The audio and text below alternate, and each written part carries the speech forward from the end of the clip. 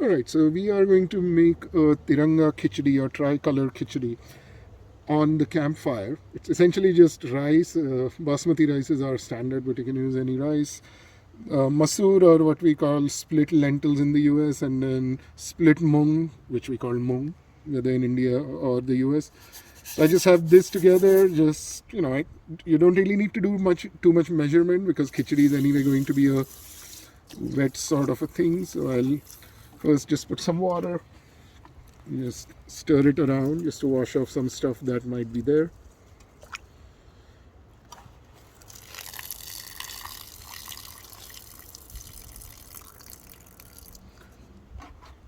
And then add a bunch of water, right? Like enough to make it a nice soft khichdi.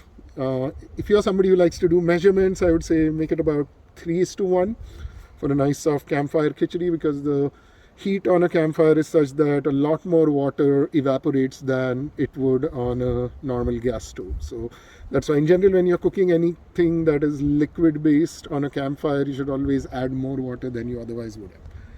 Alright, so now next we'll add the spices and then just put it on the fire. So the next step in our first ever firewood khichdi is, remember we have these three components: the rice, the lentils and the mung.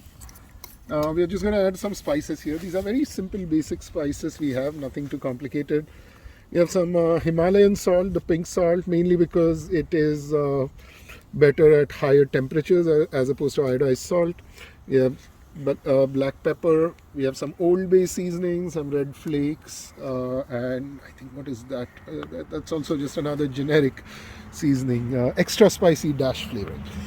So what we end up doing is we just boil the thing and then eventually just add these spices. Just, some of it is experience, some of it can be from measurement. So I'm just going to use my own experience.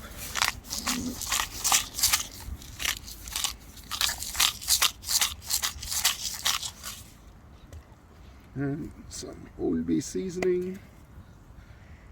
The good thing about a campfire khichdi is that as long as you have enough salt and you have enough flavoring of any kind that you like, the firewood will do the rest of the job. So you can add these kind of flavorings as much as you like.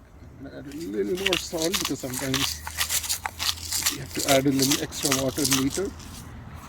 And that's it. Now we are going to stir this, cover it up because that way the water will boil faster, and then just leave it on the fire. So you'll see that in the next video.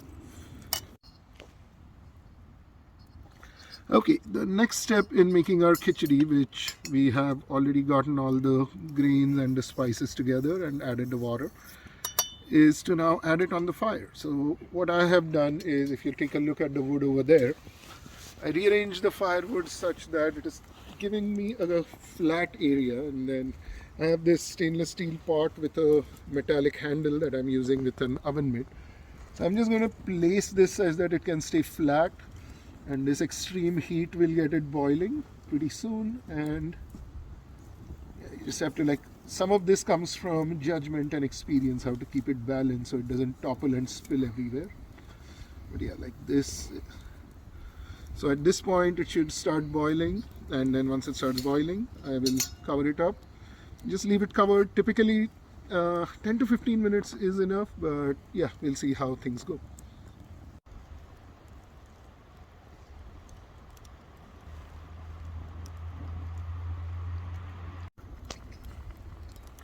Alright, so as you can see, our khichdi has now started boiling. So now what we will do at this point is we will cover it up and then move this pot to a place where it is now just stable.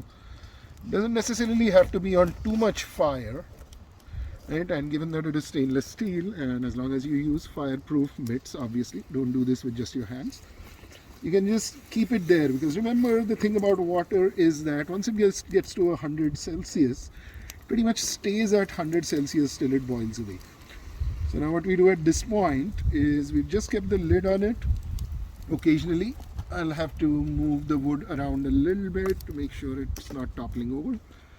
But beyond the point, we will just keep this lid closed. It will be like a Not exactly a slow cook, but it'll just boil for about 10 minutes or so from all sides, and then it should be done by then. That is generally the experience we've had, that stuff that is boiled boils a lot faster on wood fire than on gas fire, for obvious reasons, because there's so much extra fire on all sides. So much more surface area of the water gets exposed to the heat as opposed to the gas stove at home where it's just from the bottom.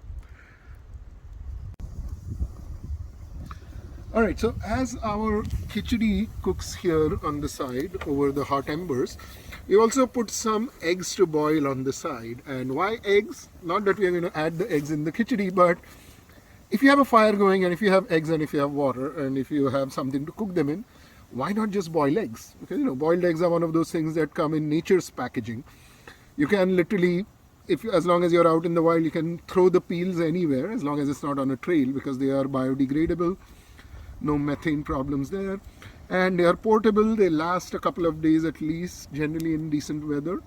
So yeah, whenever you are camping and if you have a campfire going and if you have not boiled eggs at all, you should ask yourself, why is that?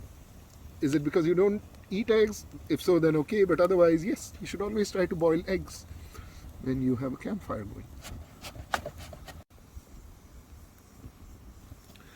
Okay, so we have this khichdi cooking for about 8 minutes now on the fire. This is the first time I'm cooking it, so I'm just trying to get a measure of how much it's cooked by now. Pretty decent amount, right? So what I'm going to do is just keep it covered up for a few more minutes. Hopefully these eggs will get boiling soon, and let's see how that khichdi comes out. Alright, so it has now been about 12 minutes since we put the khichdi in. The eggs have started boiling, as you've noticed, so we'll let them boil for a couple of more minutes and then take them off. But here, let's take a look at the khichdi.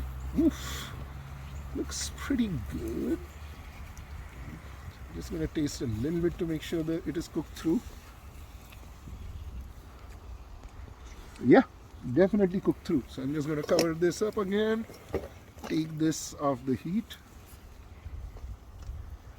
Let it sit on this stool, which by the way we ourselves sawed with our own hands, no chainsaw, hand saw. And yeah, let's take a close-up look at the khichdi now. There we go. So I'm going to put this fork here, take the camera from Rupal as she tastes it. Alrighty, let's see how this tastes.